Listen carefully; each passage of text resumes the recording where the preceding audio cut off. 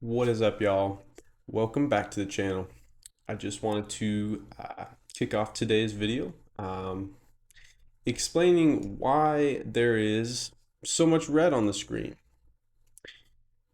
I think a lot of people are kind of asking very similar questions, and I'm here to help further explain why this correction, this major correction, is going on right now. There is a couple different reasons. First, the government is shut down, is probably one of the more major issues right now with crypto and with the entire stock market as a whole, excluding what's actually going on economically. We already know how bad that is. Also, on top of that, um, you have trade wars, tariffs, of course, right? But what's the one thing that nobody's talking about that's actually driving these prices? And this is kind of more of the behind the scenes of why crypto is struggling right now. And if you haven't been paying attention a lot to the news lately, the Federal Reserve has cut interest rates, the overnight um interest rates, from in September and October, from 4.5 and 4 3/4 down to 4 and 4 1/4%. Um, I kind of want to dive a little bit into that to start this video and give a little bit of an explanation of what the Fed does, how the Fed affects crypto, and how it's affecting what is going on today and is actually a big driver of the price correction. Now, if you go on to Twitter, I'm sure that you will continuously see people who say this is the top of the cycle and we're going into a bear market. Let's assess the situation before we jump the gun here, just because the price has corrected. And obviously, outside of just tariffs and the government being shut down, and also what happened on October 10th, as you all know, there lies a hidden issue behind the scenes. And I'm going to invite you in and I'm going to take you down a little path and you're going to learn with me. And then you're going to understand what actually drives these prices of crypto. So, the Federal Reserve in the United States, and I'm just talking about the United States just because I know a lot about monetary policy in the United States. I'm no genius, but I do have a good idea. I don't know necessarily if monetary policy is very similar or not in other countries, but we're just going to go ahead and use the United States. And what the Federal Reserve does to crypto. So the Federal Reserve, their job is to control monetary policy, which is meaning setting the interest rates, also uh, adjusting the balance sheet to either fight inflation or or fight lower controlling the interest rates. So they get to decide the overnight interest rates to the banks, the central banks all around the United States. And what they do is they may set it at, right now it's at 4 and 4 1/4. Now that's the percent that the Fed puts, but the banks get to also set their percentage. So if it's 4%, it may be more like 6 or 7% at the bank to be able to borrow money because the bank has to make money as well. So what this means is there's a balance sheet, and the Fed's job is to visualize and see what is going on in the balance sheet and adjust accordingly. Now they'll use other metrics, and they will also use um, again the job market, unemployment rates, and inflation. And right now, inflation is a little tacky. It's slowly gone up in price. Um, I think it's right around the core inflation is about 3% right now. The Fed's goal is 2%. As we know, if you've watched any of the Federal Reserve FOMC meetings, they are pretty big on 2%. And I don't know necessarily if they're going to be able to get down to that just yet, short term. But long term, I think they might be able to. But basically, right now, the Fed has cut two rate cuts, and they believe those are kind of like the insurance cuts. Now, this is the part that's the most important. Also, the Federal Reserve has came out and said, "Hey, we are also going to end quantitative tightening," which quantitative tightening is just a big ginormous word for the tightening of credit on the balance sheet. So that means when interest rates are higher, you're trying to fight inflation, and also it makes borrowing money a little bit more difficult. So I think this is what I want to help clear up, and this is what I also want to help you guys understand as well, is that having high interest rates isn't always a bad thing. And it sounds crazy to say that, right? And I know that everyone's like, oh, we need the interest rates to 0%, and that's fine. But for asset prices and also stocks in general, having higher interest rates means that it's harder to borrow money. So the only way that a company can grow and actually produce is, by actually growing and doing what they said. So when the interest rates are higher, it forces people to not be able to take out as much money, as much credit, and vice versa. If there is low interest rates, that means that credit is a lot more easily accessible. So, what does that have anything to do with crypto? It sounds silly, right? Crypto is a speculative asset today, at least, right now. Now, in 10 years from now, it may be its own complete asset class that's a part of, of the actual United States government. But as of today, we are still considered a speculative asset. And that means that comes with volatility and also price speculation. And the main driver of the price in a macro event, so the markets as a whole, has a lot to do with the amount of liquidity that is accessible.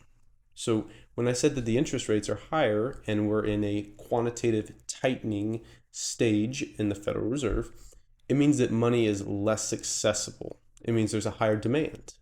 So in a sense, higher demand for the dollar as a risk asset and a speculative asset, it can make things a little bit more difficult. So certain projects, certain coins may struggle, some may do better, right? But when we are in quantitative easing and the money is a lot easier to access, that means that the demand for the dollar is less, right? So why does Bitcoin do really well during quantitative easing, right? Devaluing the dollar. Well, that's because most people, when they have more money or when companies are able to get more credit, it allows for, hey, we have some extra money. We can now speculate on these prices. Let's just try to make some money, right? You got a little bit more money in your pocket. You're like, okay, I want to spend a little bit more money. Where can I improve my life? Where can I make things better? What can I invest in, right?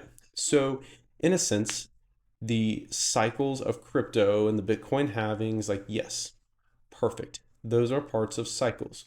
But when you're such a big, like when you have a big market cap in the stock market, like crypto now, you're also a part of the macro. And the Federal Reserve literally controls the macro. If the macro is bad, crypto will always be bad. It does not matter how good or bad the news might be. So, number one, government being shut down has nothing to do with crypto directly. Number two, tariffs, again, has nothing to do with directly at crypto. And number three, what's going on the balance sheet of the Federal Reserve, again, It has nothing to do with crypto.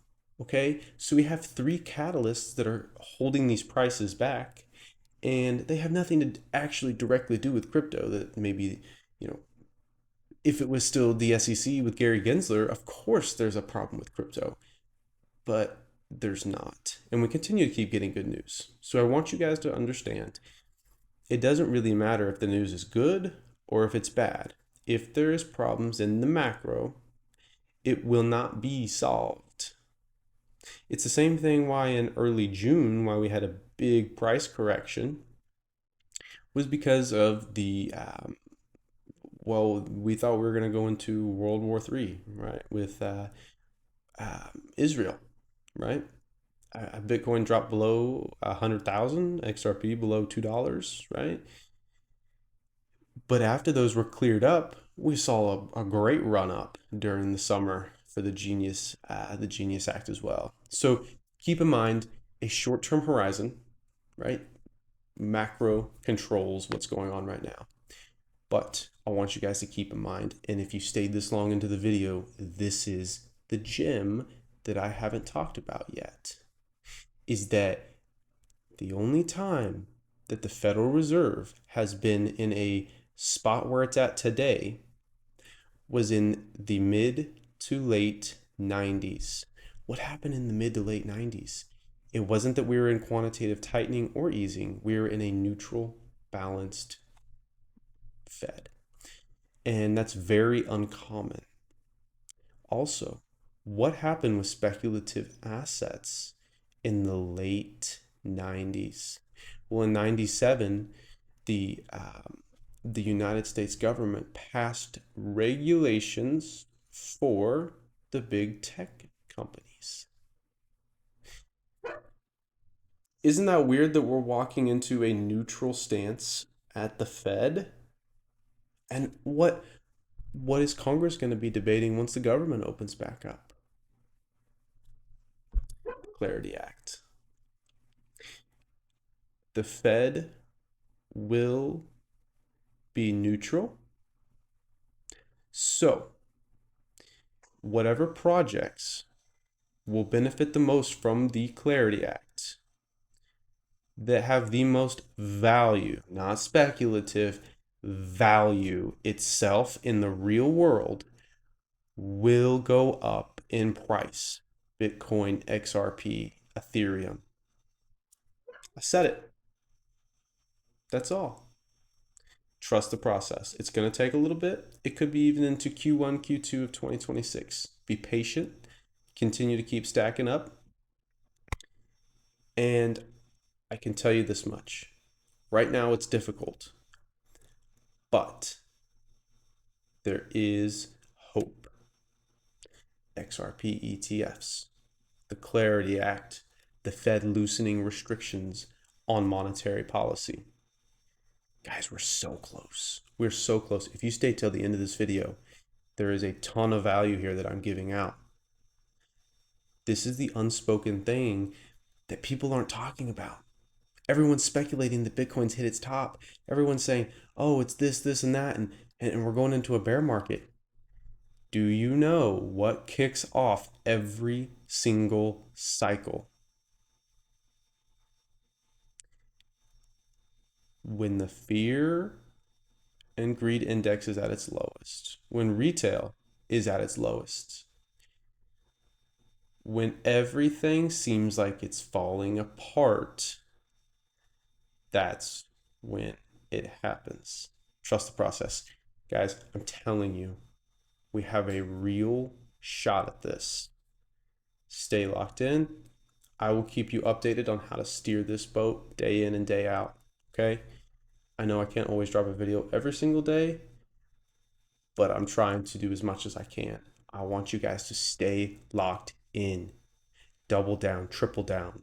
Do whatever you can to position yourself because we might actually have a huge price appreciation on the first part of 2026, the back end of this year in 2026.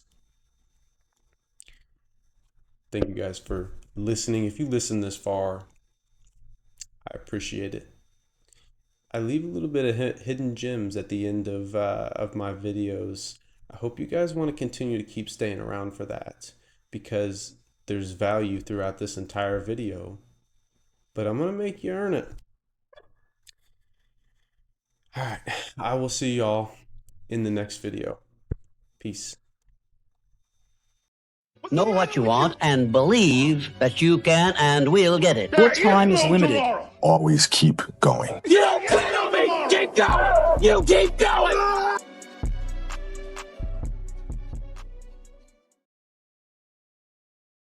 A Thessalonian you're fighting.